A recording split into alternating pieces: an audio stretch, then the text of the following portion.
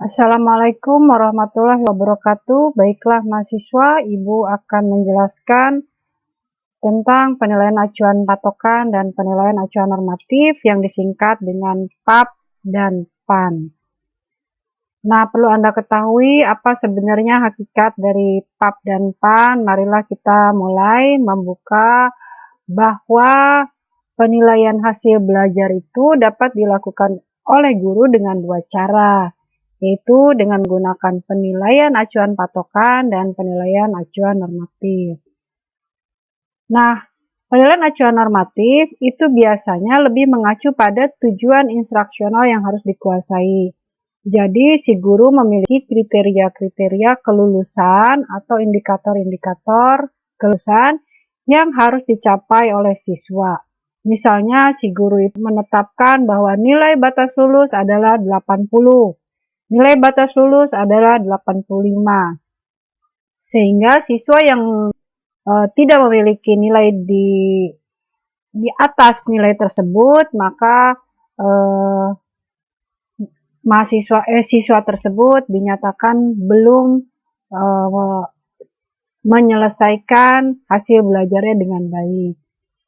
Sedangkan pada acuan normatif atau yang disebut dengan PAN, itu mengacu pada rata-rata kelompoknya. Misalnya begini, apabila suatu sekolah unggulan dengan suatu sekolah reguler. Nah, kemudian hasil belajarnya kita bandingkan. Kriteria atau nilai yang dicapai pada unggulan tentu akan berbeda pada sekolah reguler. Nilai 80 pada sekolah unggulan mungkin akan menjadi 70 yang tertinggi di sekolah reguler. Jadi sangat tergantung guru itu menggunakan rata-rata kelompoknya. Misalnya rata-rata kelompok itu di sekolah reguler 70 sudah mendapatkan nilai A. Sedangkan di sekolah unggulan 80 baru mendapatkan nilai A. Maka tidak boleh guru menggunakan nilai acuan normatif pada sekolah unggulan. Gunakanlah pada sekolah kelompok rata-rata tersebut.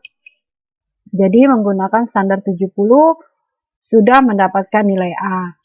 Nah, kemudian perbedaan dari penilaian acuan patokan dan penilaian acuan normatif.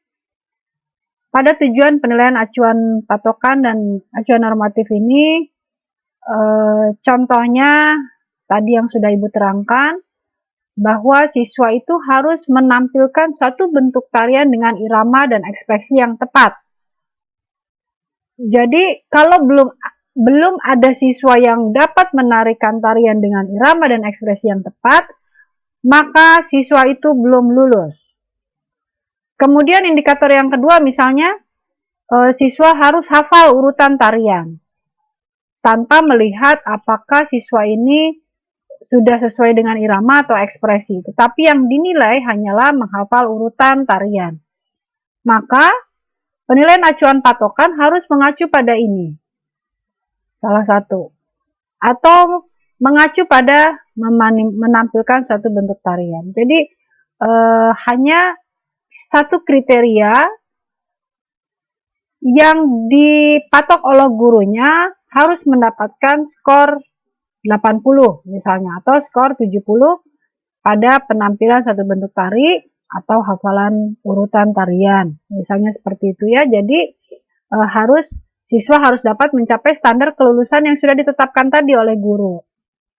Nah, itu pada PAP.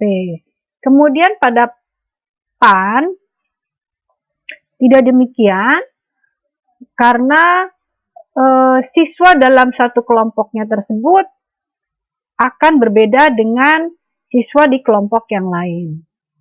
Tadi Bu sudah jelaskan bahwa siswa di kelompok sekolah reguler akan berbeda nilainya dengan siswa di kelompok sekolah unggulan misalnya ya. Jadi guru tersebut harus menggunakan sesuai dengan kelompoknya. Tidak bisa menggunakan standar kelompok yang lain. Oke, kelebihan dan kelemahan dari penilaian acuan patokan dan penilaian acuan normatif adalah pertama, tadi Ibu sudah menjelaskan tentang kriteria. Jadi, Kalau di PAP itu ada kriteria penguasaan yang harus dicapai. Apakah sudah sesuai tujuan atau belum? Batas lulusnya mutlak, harus 80, harus 85, harus 75, dan seterusnya. Sedangkan pada PAN itu kriterianya mengikuti posisi atau kedudukan tertentu di dalam satu kelompoknya. Ya, kemudian batas lulusnya relatif. Bisa saja di kelas A misalnya batas lulus 80, tetapi di kelas B batas lulusnya di 70. Jadi akan sangat tergantung dari posisi atau kedudukan siswa tersebut pada kelompoknya. Kemudian yang kedua, tujuannya kalau PAP itu menilai pada kompetensi atau pencapaian tujuan. Sedangkan kalau PAN itu keperluannya pada seleksi atau menentukan distribusi. Jadi lebih kepada penyebaran distribusi agar siswa ini mencapai lulus semua begitu ya, nilai baik semua, maka gunakan penilaian acuan normatif. Kemudian penyusunan tes lebih mengutamakan pada validitas konten atau isi.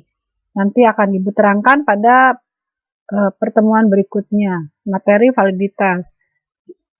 Sedangkan Palopan lebih mengutamakan validitas internal atau daya beda. Kemarin sudah diajarkan tentang bagaimana mencari daya beda butir. Nah, itulah yang akan membedakan atau yang akan menentukan kedudukan atau posisi siswa dalam kelas tersebut. Kemudian tingkat kesukaran, kemarin sudah Anda juga mengerjakan soal bagaimana tingkat kesukaran.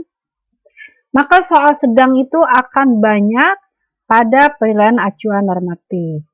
Jadi sebenarnya seperti UN yang mempunyai standar nilai yang harus dicapai siswa, itu biasanya menggunakan soal sedang yang lebih banyak daripada soal sulit.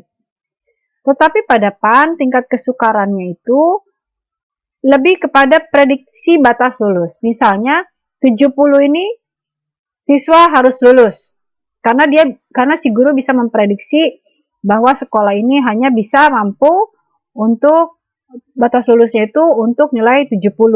Kalau 80 tidak mungkin, misalnya seperti itu. Jadi lebih kepada prediksi dari guru. Nah, baik, sekarang kita praktek untuk penghitungan PAP. Kemarin Anda sudah melakukan latihan penghitungan. Nah, nilai 36, 32, 30, 26, dan seterusnya ini adalah skor siswa. Jadi kemarin ketika latihan analisis kemampuan siswa dan analisis butir, itu yang dijumlahkan adalah yang ke kanan. Siswa A, siswa B, siswa C, siswa D, Anda jumlahkan ke kanan ke sini. Ya. Dari 30 butir, berapa siswa yang menjawab benar? Nah, kalau ini Ibu tidak tuliskan, ini sebenarnya dari 40 butir. Jumlah 40 butir. Dari jumlah 40 butir, itu skor tertinggi 36. Jadi hanya 4 yang menjawab salah. Kemudian 32 butir yang menjawab benar. Berarti 8 butir yang dijawab salah. Nah, kemudian setelah Anda urutkan begini dari yang tertinggi sampai ke yang terendah, Anda lihat frekuensinya. Frekuensi ini adalah berapa jumlah siswa yang mendapatkan skor 36. Ini ada 4 orang. Berapa siswa yang mendapatkan skor 32? Ini ada 20 orang. Berapa skor yang mendapatkan 30? Ternyata ada 34 orang. Dan ini jika dijumlahkan, nanti Anda hitung ini jumlahnya berapa. Ini adalah yang disebut dengan N. N itu adalah jumlah siswa keseluruhan. Jadi mungkin saja ini nilainya N-nya akan berbeda-beda ya. Nah, kalau penilaian acuan normatif, penilaian acuan patokan, itu cara penghitungannya adalah 36 dibagi banyaknya butir, tadi Ibu sudah menyebutkan banyaknya butir itu 40, dikali 10, karena ini satuan.